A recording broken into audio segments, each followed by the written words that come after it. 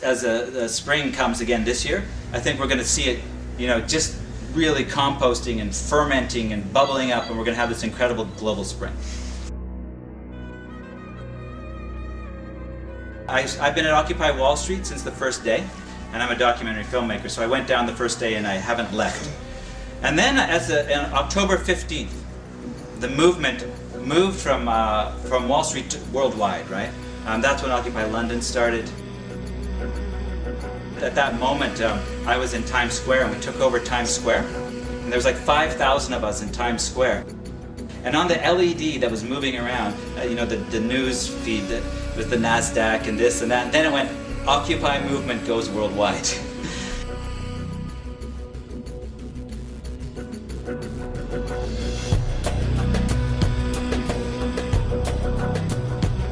And every time it came around, the whole crowd let out a cheer. So then I started going in for this film. I started going to other Occupies. The first one I went to was Occupy Oakland, and I went there for the general strike. And it was the day that we marched to the port with like 40,000 people, and we shut down the port. A really powerful, beautiful experience for me. And their GAs are actually held in front of the Oakland City Hall, but it's got these huge columns, and it's this epic building, and it's got this beautiful plaza in front. As is happening here, as is happening in front of St. Paul's, as is happening everywhere, and we're seeing people taking back the commons, taking back the public square. Is that beautiful place of discussion, of conversation, what in ancient democracy in the Greek they called the agora. It's like a thriving hive of creative ideas and solution building, really.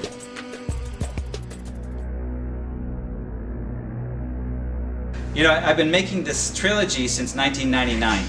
The idea was to go from the year 2000 to 2012. And I was seeing these movements sort of bubbling up. One of the things about this global movement of movements is it didn't actually know it existed. Paul Hawkins, who talked about, who tracked this, he said he called it blessed unrest. He said it's the largest mass movement in history, but it didn't even know it exists. And I feel like Occupy in some way is that same impetus. I think it's a natural arising, kind of coming up and discovering itself, looking at each other, and coming into conversation and community and synergy with each other.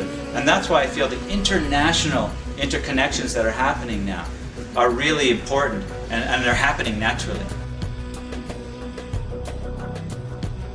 It just came from Tahrir Square in Egypt, where the Egyptian Revolution launched the Arab Spring, which inspired this sort of wave of people hungry for freedom, hungry for justice, and hungry for a world that isn't based on a power over model.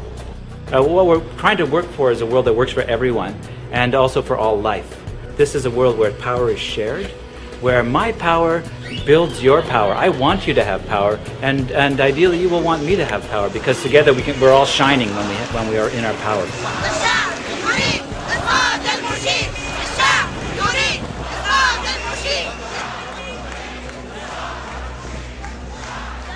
When power is hoarded, as with money, when money is hoarded, the whole system kind of grinds to a halt and ultimately collapses. So greed is not sustainable. Greed's destroying the planet. This movement that we're in, and this moment in history, is just a natural arising, and it's arising all over the planet. I was also in Spain visiting the Indignados, who also had were part of the European summer. Let's keep going, let's keep building, because I feel like what's next is this global spring.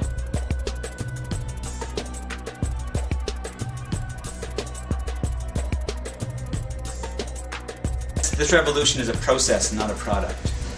And people always want to put it into a box and try to limit it, but that takes the life out of it. And I think it's going to keep surprising us. Who knows? Maybe Massive Attack and Radiohead will give a gig in the basement of Bank of Ideas. Anything could happen, right? It always surprises me. So I think it's the most beautiful movement, and it's the greatest love story on earth.